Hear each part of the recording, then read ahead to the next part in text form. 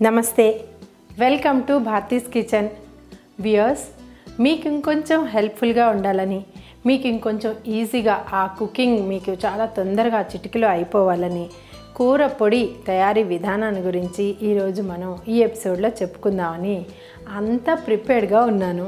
So ఈరోజు మనం మన కిచెన్లో కూర పొడి తయారు చేయబోతున్నాం. కూర పొడికి కావాల్సిన పదార్థాలు: ఎండుమిరపకాయలు 10 నుంచి 15, ధనియాలు 1/2 కప్పు, జీలకర్ర 2 స్పూన్లు, మెంతి 1 స్పూను, నువ్వులు 1 స్పూను, శనగపప్పు 2 స్పూన్లు, మినప్పప్పు 2 స్పూన్లు, వేరుశనగపప్పు 2 స్పూన్లు లేదా గుప్పెడు, 8 నుంచి 10 కాజు, చింతపండు కొద్దిగా, ఉప్పు సరిసమానంగా.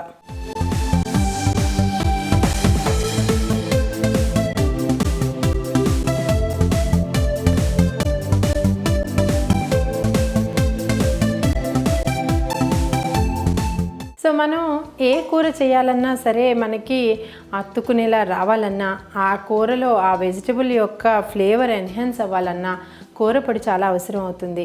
అదేవిధంగా కారం పెట్టిన కూరలో అప్పటికప్పుడు ఒక్కొక్కటిగా వేయించుకోవటం, మిక్సీ పట్టడం కూడా కష్టంగా అనిపిస్తుంది. ఈ ఆధునిక యుగంలో, ఈ పరుగుల జీవితంలో మనకి నిజంగా ఇలాంటి పొడులు ఉండడం వలన మనకి వంటలు మరింత తొందరగా అయిపోతాయి.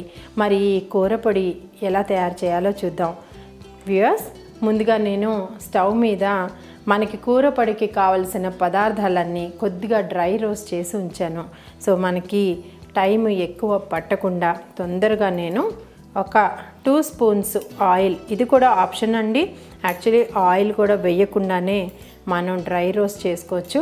కాకపోతే కొంచెం గ్రీసీగా, కాస్త కమ్మదనంతో మనం కూరల మీద వేస్తాం కాబట్టి ఇది మ్యాక్సిమం 1 వీక్ నుంచి 10 డేస్ నిలవ ఉండేలాగా, లేదా నెలలో మొదటి 15 రోజుల కోసం మనం ప్రిపేర్ చేసుకుంటే పొద్దున్నే మనకి ఈ బాక్సులు గబగబా పని చేసుకోవాలన్నప్పుడు ఈ 2 స్పూన్లు కూరల పొడి జోడిస్తే మన చేసే వంటలు చాలా అమోఘమైన రుచినిస్తాయి. మనం ముందుగా అన్నీ డ్రై రోస్ట్ చేసి ఉంచామన్నాం కాబట్టి చిన్నగా తుంపి ఉంచిన ఎండుమిరపకాయల్ని, సో ఈ ఎండుమిరపకాయలు వేగుతున్నప్పుడు మనకి ఇందులో రోస్ట్ చేసి ఉంచిన ధనియాలు, మనం ఇంకొంచెం ఈజీగా ఉండాలి అనుకుంటే ఇలాంటి పల్లీలు లాంటివి మైక్రోవేవ్లో కూడా మనం రోస్ట్ చేసి ఉంచుకోవచ్చు.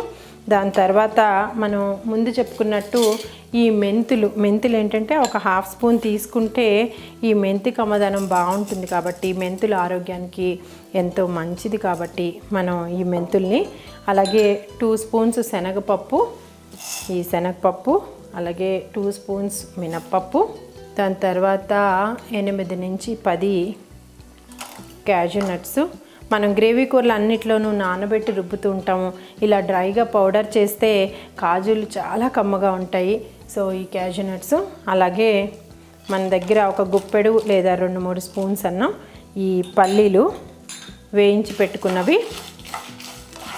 సో ఈ విధంగా మొత్తం ఇంగ్రీడియంట్స్ అన్నీ సరి సమానంగా చక్కగా ఒక్కసారి కలిపి మనం సన్నని మంట మీద వేయించుకుందాము. అలాగే జీలకర్ర ఏంటంటే ఆ జీరా పొడి చాలా కమ్మగా ఉంటుంది కాబట్టి మనం పూర్తిగా 2 స్పూన్స్ జీలకర్రను తీసుకుని డ్రై రోస్ట్ చేసాం, దాన్ని కూడా మనం యూస్ చేసుకుంటున్నాం. అలాగే మనం నువ్వులు కూడా యాడ్ చేస్తున్నాం. ఏదైనా గ్రేవీ కూర అనగానే మనకి ఎయిదర్ నువ్వుల పొడి కానీ, నువ్వులని తీసుకుని నానబెట్టి, గసగసాలు లేకపోతే మన కాజు, వీటితోటి మనం జనరల్గా మనం చేస్తూ ఉంటాం.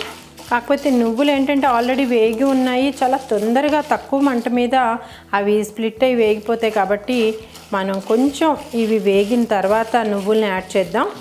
ఆ తర్వాత చాలామంది ఇందులో మసాలాగా ఈ కూర పొడి కొట్టుకోవాలనుకుంటే లవంగాలను కూడా యాడ్ చేసుకుంటారట. మీకు అలాంటి ఫ్లేవర్ ఇష్టమైతే కనుక 4-5 లవంగాలను కూడా మనం యాడ్ చేసుకోవచ్చు. కారం ఎక్కువగా కావాలి, ఎండుమిరపకాయలు కొంచెం తక్కువ కావాలనుకుంటే మిరియాలు యాడ్ చేసుకోవచ్చు. తర్వాత మనం ఇప్పుడు మాట్లాడుకుంటూ ఈ నువ్వులు 2 స్పూన్స్ ఆఫ్ నువ్వుల్ని యాడ్ చేద్దాం. నువ్వులు కమ్మదనమే వేరు కదండి, అందులో ఇన్ని రకాల ఇంగ్రీడియంట్స్ తోటి నువ్వులు కలిస్తే ఇంకా రుచి మనం చెప్పాలా. ఈ కూర పొడి ఎలా హెల్ప్ అవుతుందంటే మనకి అన్ని రకాల, మనకు చాలామంది దొండకాయ తినమనుకుంటారు, లేకపోతే వంకాయ తినము, కొన్ని తినని కూరల్ని కూడా మనం ఈ కూర పొడి జోడించి తినిపించేయచ్చు. మరి ఒక్కొక్కసారి ఇలాంటి కూరపొడి కొట్టుకునే టైం కూడా ఉండకపోతే మనం కూరపొడి ఎలా చేసుకోవాలంటే ఎమర్జెన్సీలో ధనియాల పొడి, జీలకర్ర పొడి, కొద్దిగా చింతపండు రసము కలిపి దాన్ని కూడా ఉల్లి ముద్దతో కానీ లేదా 2 వెల్లుల్లిపాయలు దంచి మనం గ్రేవీ కూరల్లో పెట్టుకుంటే ఎమర్జెన్సీకి సరిపోతుంది. కాకపోతే ఈ కూర పొడికి సరి సమానమైన టేస్ట్ అయితే అది రాదని మాత్రం ఖచ్చితంగా చెప్పచ్చు. ఈ విధంగా మనం వేయించి ఉంచుకున్న వీటిలో మనం ఎండు కొబ్బరి, డెసికేటెడ్ కొబ్బరి యాడ్ చేసుకోవచ్చు, కరివేపాకు యాడ్ చేసుకోవచ్చు. అయితే మనకి ఇది ఆథెంటిక్గా మన కూరపొడి ట్రెడిషనల్ మన తెలుగింటి వంటల్లో చాలా బాగుంటుంది. ఇది కొంచెం వేగగానే ఈ వేడి మీద మనం ఇలా చిన్న ముక్కలుగా స్ప్లిట్ చేసుకుని చింతపండు మనం ఇందులో వేసేసుకుందాం. దీంట్లో కొద్దిగా ఉప్పు ఎందుకంటే ప్రిజర్వేటివ్గా కూడా పనిచేస్తుంది కాబట్టి, పసుపు కూడా ఏంటంటే కొంచెం యాడ్ చేసుకుంటే కర్రీ అపియరెన్స్ బాగుంటుంది. లేదా మీరు అది కూరలోనే పసుపు యాడ్ చేయాలి అనుకుంటే కనుక మనం పసుపుని కేవలం కూరలో వండుకున్నప్పుడు ఫ్రెష్గా అప్పుడే యాడ్ చేద్దాం. సో ఈ విధంగా మనకి ఈ కన్సిస్టెన్సీకి కొంచెం చింతపండు ఒక చిన్న నిమ్మకాయ సైజులో మనం తీసుకుని స్టవ్ ఆఫ్ చేసేసుకుందాం. ఇది చల్లారిన తర్వాత ఒకసారి మిక్సీ పట్టి తీసుకొస్తాను.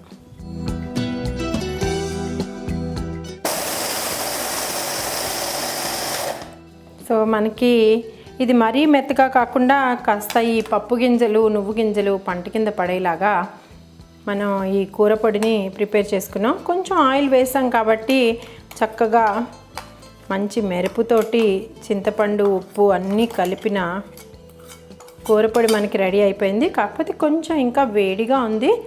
ఇది కొంచెం వేడి చల్లారిన తర్వాత గట్టి స్క్రూ మూతున్న సీసాలో పెట్టి నిల్వ ఉంచుకుని రోజు పొద్దున్న మనం చేసే హడావిడి వంటలకి ఈ 2 స్పూన్స్ ఇది జోడిస్తే అమోఘమైన రుచితోటి మనకి ఏ డిష్ తయారు చేసినా అది రెడీ అయిపోతుంది. సో చూసారు కదండి, ఇది కూరపొడి తయారీ విధానం. ఈజీగా ఇంట్లో ఉండే ఇంగ్రీడియంట్స్ తోటి టక్టకా వేయించి మనం మిక్సీ పట్టి పెట్టుకుంటే మళ్ళీ 10-15 రోజుల వరకు పొద్దున్నే మన ఈ హడావిడి వంటలకి ఎంతో హెల్ప్ఫుల్గా ఉండే, న్యూట్రిటివ్గా ఉండే, టేస్టీగా ఉండే కూరపొడి తయారైపోయింది. మరి మీ కిచెన్లో కూడా కూరపొడి తయారు చేసుకుని తిని ఎంజాయ్ చేస్తారు కదా. మరి నెక్స్ట్ ఎపిసోడ్లో మరో కొత్త వంటకంతో మళ్ళీ మీ ముందుంటాను. అంతవరకు సెలవు, నమస్తే.